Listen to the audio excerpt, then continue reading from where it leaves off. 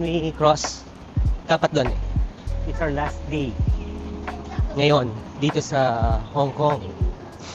So tomorrow morning flight namin mga around 7:20.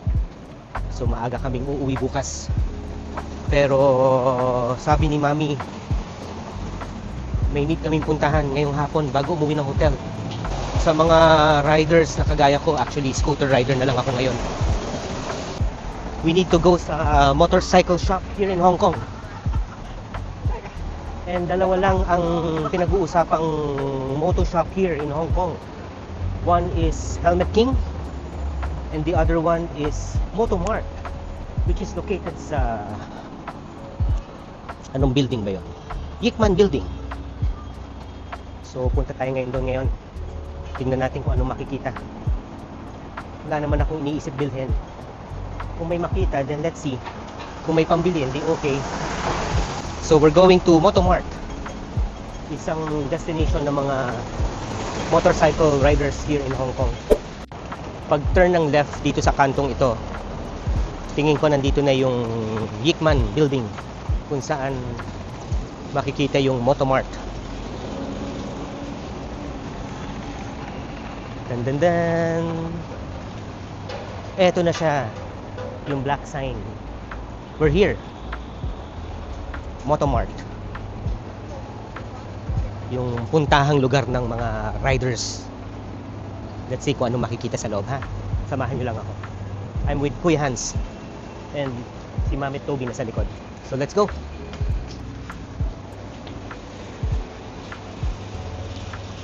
Kunan ko daw yung labas.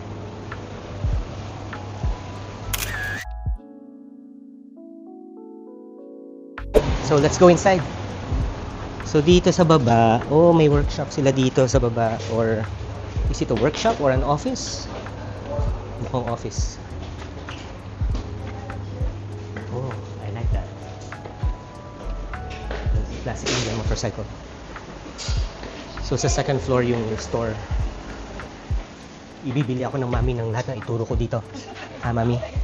So we have here, pagbukas ng pintuan, stickers, more stickers, keychains, oh goggles, sick goggles. Ganda yan.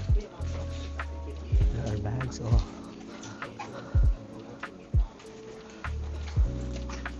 Riding shoes, oils, mga accessories.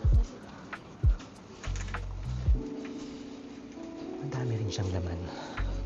Visors, logo visors. Iba-ibang brand, but nice. Bili kaya ako dito ng ano, half na visor na bubble. Mukhang wala.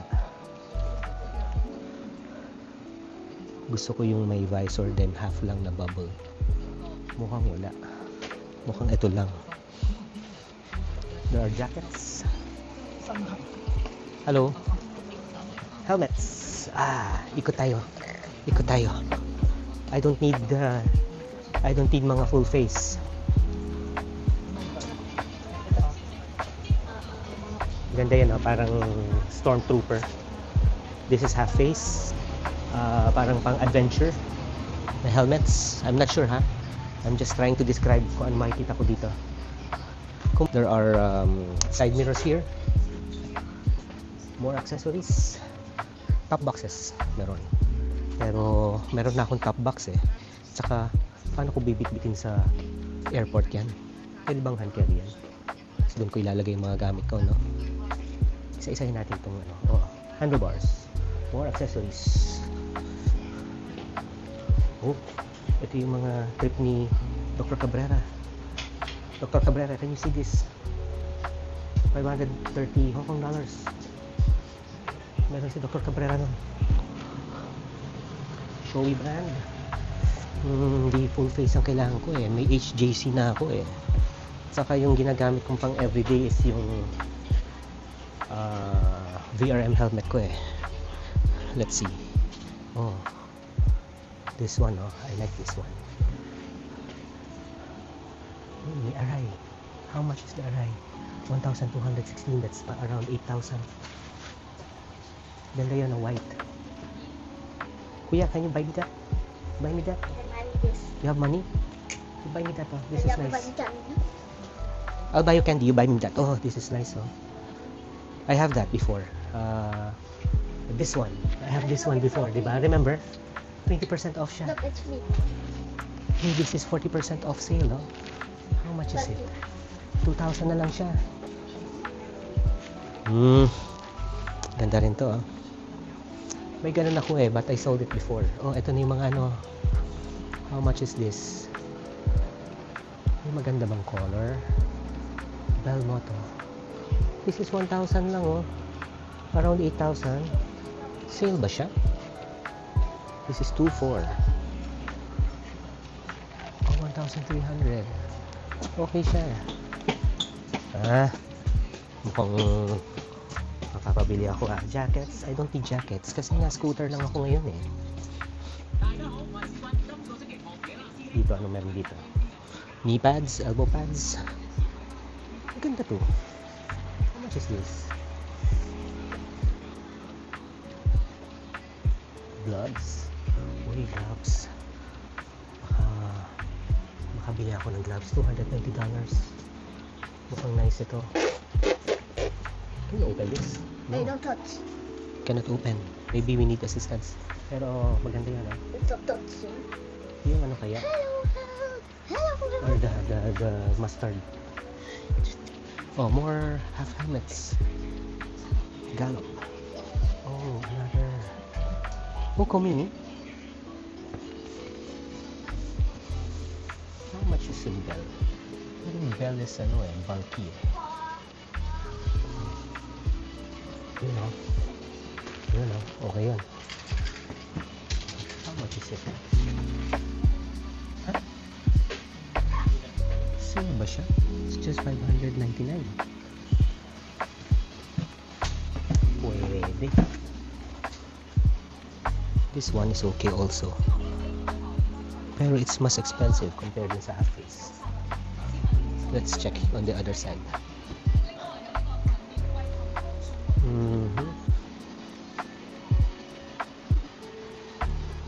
Gloves. Ano ba nandito? Shirts. Oh, raincoats. Do I need raincoats? Oh, here. I want to see this. Riding shoes. Alpine Star. Komini brand. Yung mga trip ko is parang sneakers lang eh. Na waterproof as much as possible. Waterproof.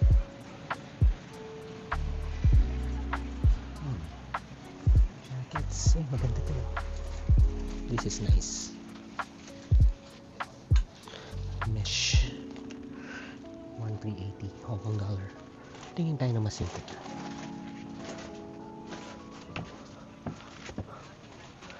Yung Komini brand kasi parang yung XL nila kasi tiyan ko hindi siya fit sa kagaya ko, lalo na kung riding jeans.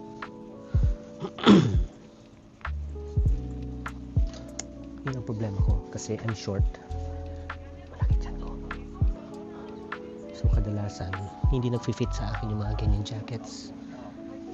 And again, scooter na lang ang nira-ride ko ngayon eh. Ito kaya, ganda siya oh.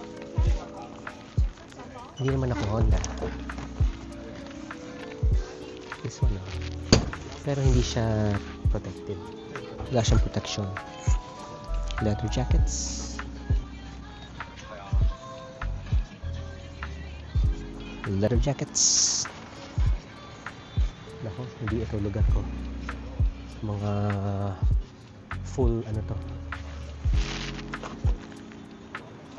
full gear ng datingan ito. Yan ang problema ko. I'm short and have a big belly.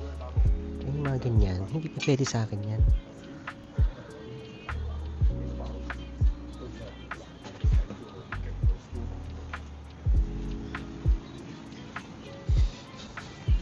Siguro pag-isipan ko yung half-face helmet. How much is this? 1.5. Ganda siya. Ayoko ng mga white.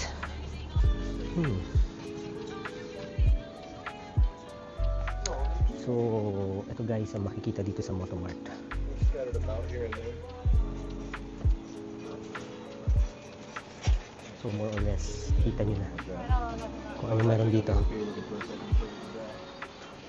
More gloves. Nandito na ata kanin. I really like that. Kuha kaya ako. So, palabas na siguro to. Oh, yun na nga. So, yun guys ang laman ng Motomart. Magtingin lang ako na gusto kong bilhin. Update ko na lang kayo. Thinking of buying a half-face helmet. Pero ang problem ko, nagmumukha akong kabute. I also tried several gloves. Ang problem ko din is medium size ako pero short fingers. May specific brand na kasya sa akin and it's not Komini, it's not a Japanese brand. Anyway, it's raining. Inabot tayo ng ulan. So at least we went here and nakita nyo guys kung ano laman ng Motomart in Hong Kong. Uwi na kami. Inulan kami last day namin sa Hong Kong. Ayos lang yun. Bye-bye. Dito pa tayo sa Motomart in Hong Kong. Inabot tayo ng malakas na ulan.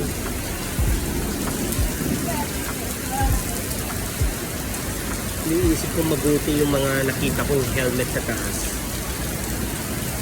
Alanganin ng itsura ko eh. Nagmumukha akong kabute sa mga half-face helmets nila. Gallop, Bell, and kung isipin ko, parang almost the same price lang dyan sa Pilipinas. Siguro price difference lang ng 500 to 1,000 pesos. So, might as well dyan na lang ako bumili kung matutuloy.